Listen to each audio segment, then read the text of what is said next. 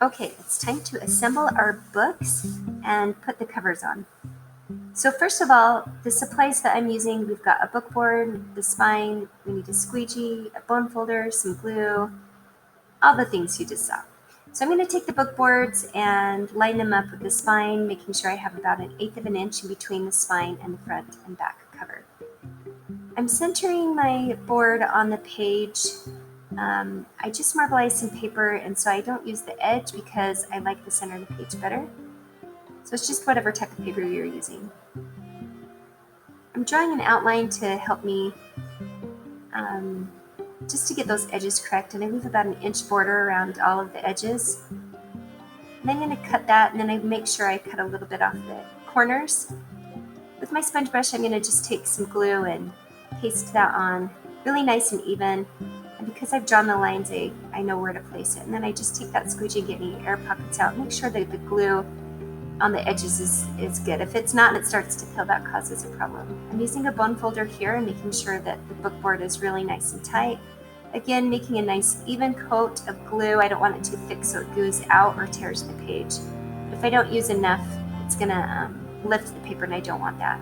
Now this is the area that's important, is making sure that you have enough glue along that ridge. I take my squeegee and I really fold that edge, and I start pulling the paper down really tight. But notice every time I pull down, I'm getting a little glue on the edge of my squeegee, and I don't want to smudge glue on my paper, and so I'm wiping that off in between.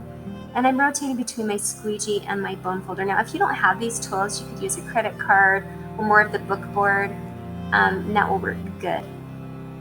So I don't mind if I get too much glue on the book board, because this is the back, we're going to cover that up.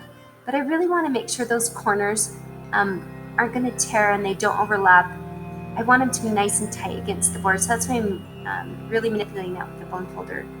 Okay, these are my inserts. So I need an insert page that will cover the front and the back, and it needs to be able to cover the signature as well. So make sure that I'm just kind of dry fitting and make sure it fits right. And then I've got some paper that I want to cover the spine with as well.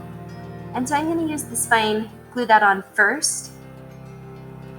And notice how you scrap paper underneath to protect.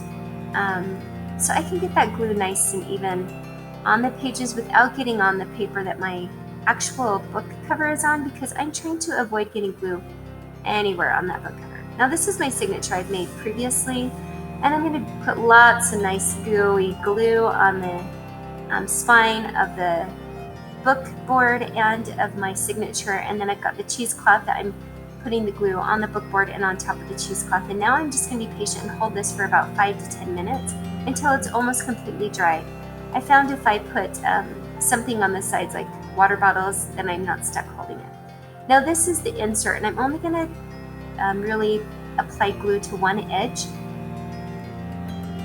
Instead of on the book board itself, I like to put it on the insert because I need to get those edges perfectly, and on the book board I might get glue past the area I need. So I just kind of massage that on, and then once I like the placement, I'm going to really stick that squeegee on there and get that on nice and tight. Now I have a gap where I have the assembly showing through, and I don't want that, so I take about 1/4 of an inch of glue on both sides of the signature paper and my insert paper, and I'm just going to massage that until it sticks nice and tight, because I don't want to see that. And I'm going to do the back side as well.